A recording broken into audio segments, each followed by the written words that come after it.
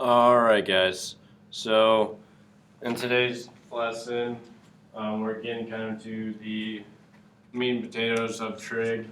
We're talking about the trig ratios, so hopefully you remember from geometry, SOHCAHTOA, sine, cosine, tangent. You guys probably spent a great deal of time with that. We're going to get into some real depth into those, okay? So the goal for today, for 6.2 day 1, is we're going to understand and use the 6 trig ratios for a right triangle, and we're going to use that to solve problems, okay? So let's just get down to it. Now, I'm going to tell you right off the bat, that's not the slide that I wanted. Right off the bat, that these ratios you need to have memorized, okay? For the homework, for the quizzes, for the tests. Almost every single test, I have a problem which asks you to just label the side lengths or the sides that apply to the certain ratios, okay? So sine, if we're talking about sine of this angle, sine stands for opposite over the adjacent. So the opposite side over here over the adjacent side, the side touching that angle. And then the side opposite of the right angle, or the longest side, we call the hypotenuse, okay? And so sine is always opposite over hypotenuse, okay, of that angle. Cosine is always adjacent over hypotenuse. Tangent is always opposite over adjacent, okay? So it's important that we have those memorized, okay? So it's all in retrospect of the angle they give you. So they're telling you sine of an angle, and so that angle is this guy. So you have to look at the sides opposite of that one or adjacent to that one, okay? It would be a little different if they gave you theta was up here, okay? And then the reciprocal ratios. Not sure if you guys spent a great deal of those with those in geometry. We call them the reciprocal ratios. Cosecant, how you say this one, is cosecant of theta. And basically it's a reciprocal because you flip the top and the bottom. So sine and cosecant go together. You flip the opposite in the hypotenuse. So cosecant of theta would be hypotenuse over opposite. Now the way I remember this, it's a little goofy, but sine starts with an S. So the reciprocal ratio starts with the other letter. So if you think sine, cosine, you got an S and a C. So sine starts with S, so its reciprocal ratio starts with a C. Likewise, cosine of theta is adjacent over hypotenuse, and that starts with a C. So its reciprocal ratio, which is going to be secant, we pronounce that secant, is going to be the reciprocal of cosine's value. So it'll be hypotenuse over adjacent. And then we have tangent and cotangent. You also have to memorize that those go together. You just flip the sides. So tangent is opposite over adjacent. So cotangent is adjacent over opposite. Okay, these are things you definitely need to have memorized. I cannot emphasize this enough. So please write this down, memorize it. I think hopefully you have at least these first 3 memorized. And then I just use cosecant starts with a C, so it's got to go with sine. Secant starts with an S, so it goes to cosine. I know it seems kind of backwards, but that's the way it is. And so we're going to use these ideas to solve problems. Now first, the reason why we talk about these as reciprocal ratios is there's multiple reasons. Let's say, well, we know cosine equals adjacent over hypotenuse, right? And so they're also telling us that secant can equal 1 over cosine.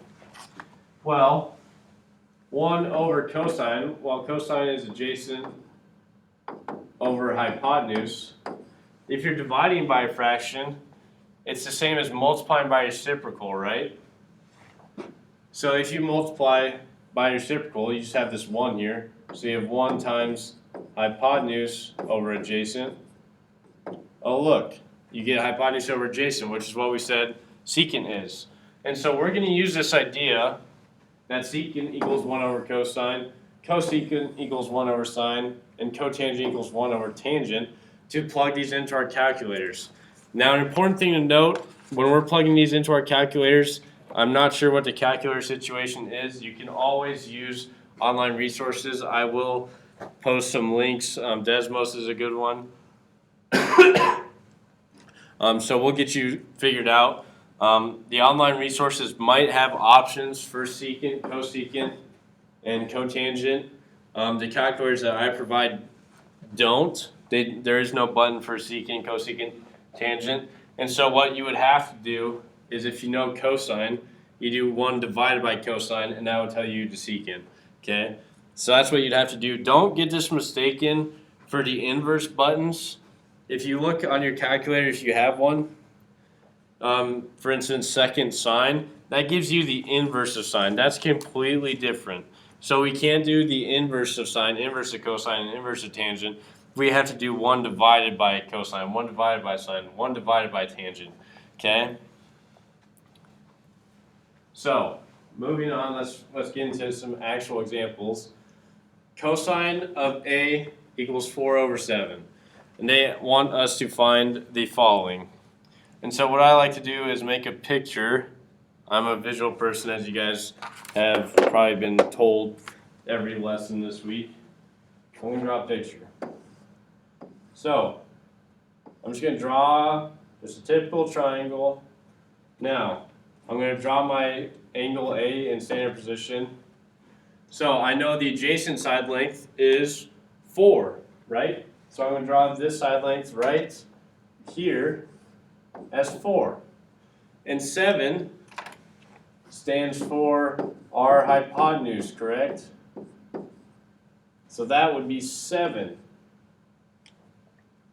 Now, we need to find this side length here.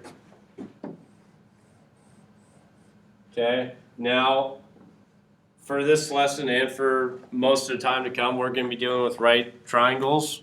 So there's actually a famous theorem that you guys have used before to find the side length, and that would be the Pythagorean theorem. So let's just call this side length x for now. Okay, so we know that 4 squared plus x squared equals the hypotenuse squared, which would be 7 squared.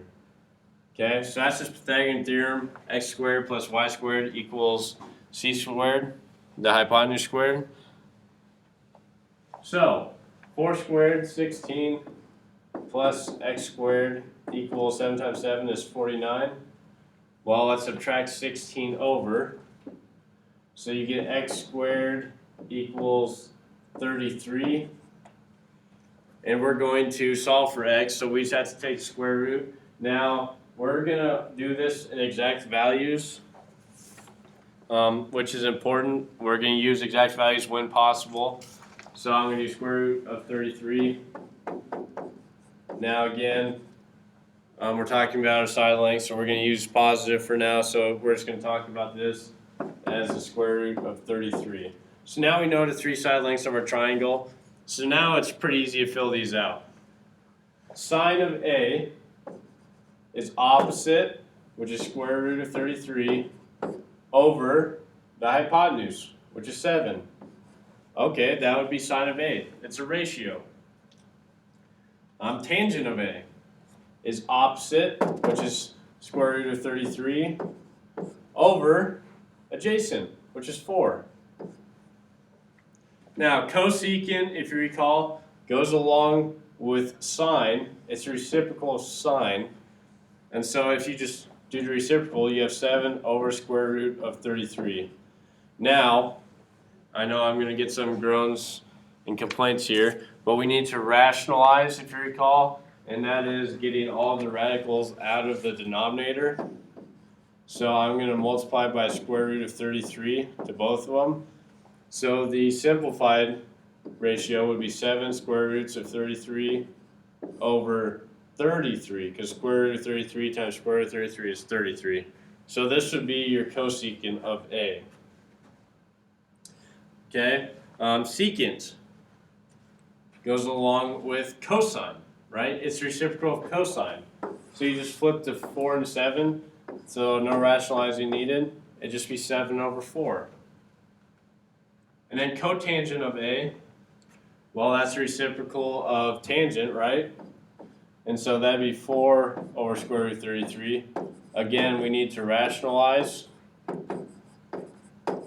And so you would get 4 square roots of 33 all over 33. Okay? And so that's easy enough. I mean, it just requires a little bit of rationalizing.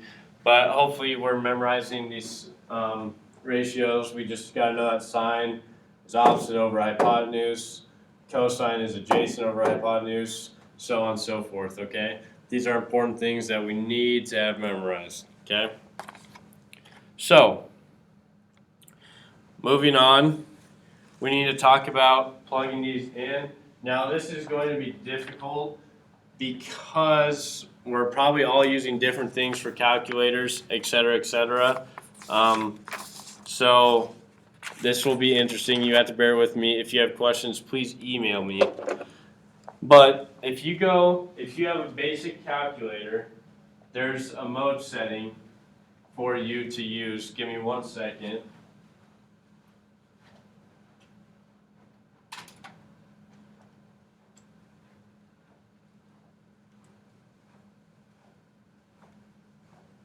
Okay, so if you're using a TI 30X, like what the school provides, 1 second announcement. Good morning, staff. Thanks for signing up for our Ed Camp sessions. What we have scheduled right now is 11 a.m.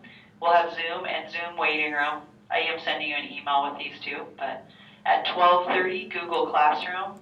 At 1 o'clock, Screencastify, and at 1:30, Cami. Anybody is welcome to attend those, even if you did not sign up.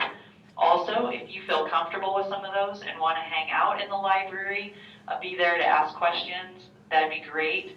Thanks also to those of you who volunteered to help lead. If we didn't ask you to lead, it's just because we didn't make it that far to get to your classroom, but we would love to have your help and expertise. Again, an email is coming right now with those times, and we will try to announce reminders. Thanks. All right, sorry. As you can tell, there's kind of teachers, we're all trying to get ready for you guys. So a lot of announcements and stuff here at school. Sorry. But again, if you're using the school calculator, there's a DRG button, which you click once, and you see 3 options. You see DEG, RAD, and GRD. Now, I'm going to be honest, not sure what that one means, but if you can imagine, DEG, short for degree, RAD, short for radians. So if you're plugging in an angle measure into cosine, and you're plugging in a degree measure, you have to be in degree mode.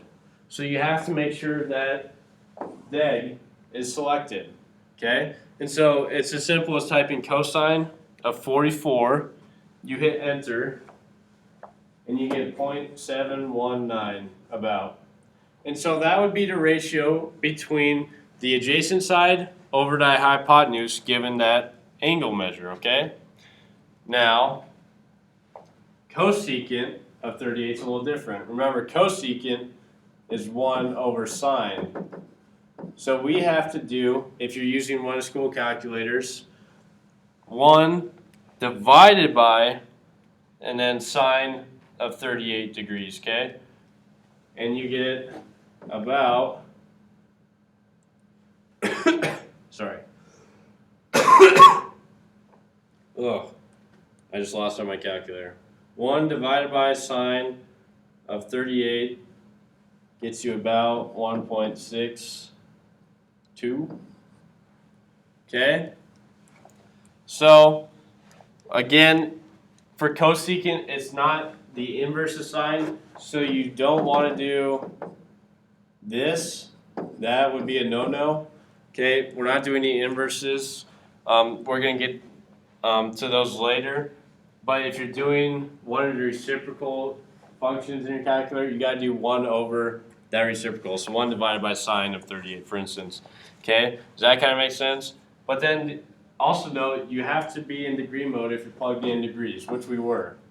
If I asked you, let's scroll down a little bit. If I asked you cosine of 5 pi over 2. Hopefully it's obvious that's not degrees. So you would have to go click the DRG button, go to radians, make sure radian mode is selected, and then do cosine, and then enter 5 times pi.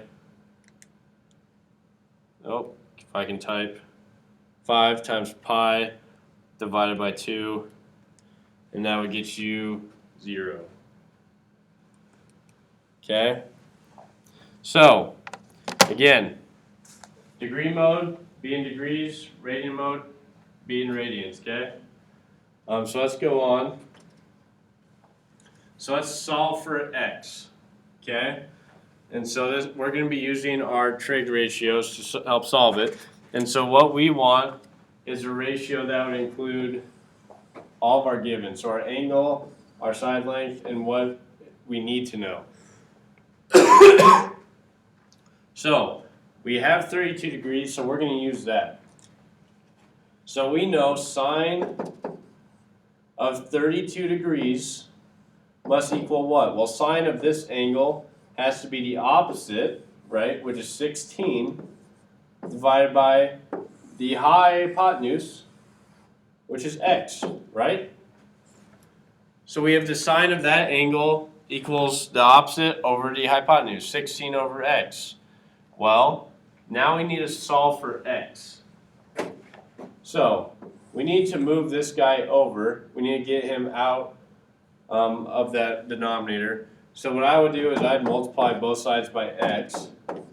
That way, that cancels out.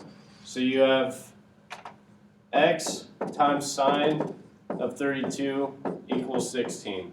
Now, sines, you plug in, into these trig ratios, you plug in angle measures, and they shoot out ratios, okay? So that's really just a number, okay? We don't need to be afraid of that. If you typed in sine of 32, of course it's degrees, so make sure you're in degree mode. It would just equal a number, okay? So just like if it was 5x equals 16, you would divide by 5. We're going to do the same thing here, okay? We're going to divide by this number, which is just sine of 32. So x equals 16 divided by sine of 32. All right, and so I'm going to solve that. We got 16, type in your calculator, divided by. Now make sure we are in degree mode because we're typing in degrees. 16 divided by parentheses sine of 32. And we get about 30.19. So x is about 30.19. And they give us our units, which is centimeters. So x is about 30.19 centimeters. So we just use trig ratios to find that missing side length. Easy enough, right? So it just took a little bit of algebra. Just know, again, emphasis on when we're plugging in into our trig functions. You plug in the angle measure and it shoots out a ratio of those side lengths, the ones that we are supposed to memorize that we wrote down at the beginning of this lesson. Okay? So, let's do another one. Solve for x. So again, I want a ratio that includes my given angle measure and my side lengths and what I'm looking for. Okay? So now they can position these triangles a little differently. You just have to keep in mind what's opposite, what's hypotenuse. The hypotenuse is always the side opposite of the right angle, and it's the biggest side, so that'd be the hypotenuse. Well, we're given this angle measure, okay? And we want something in terms of x and 5. And we don't know the hypotenuse at all. And so I want to use something that would involve x and 5. Well, if we're looking at 28, the side length opposite 28 would be x, right? And this side would be adjacent, right? So we have our opposite and adjacent side lengths that we know and / want to know. And so the ratio that uses that would be tangent, right? Tangent of our angle equals opposite over adjacent.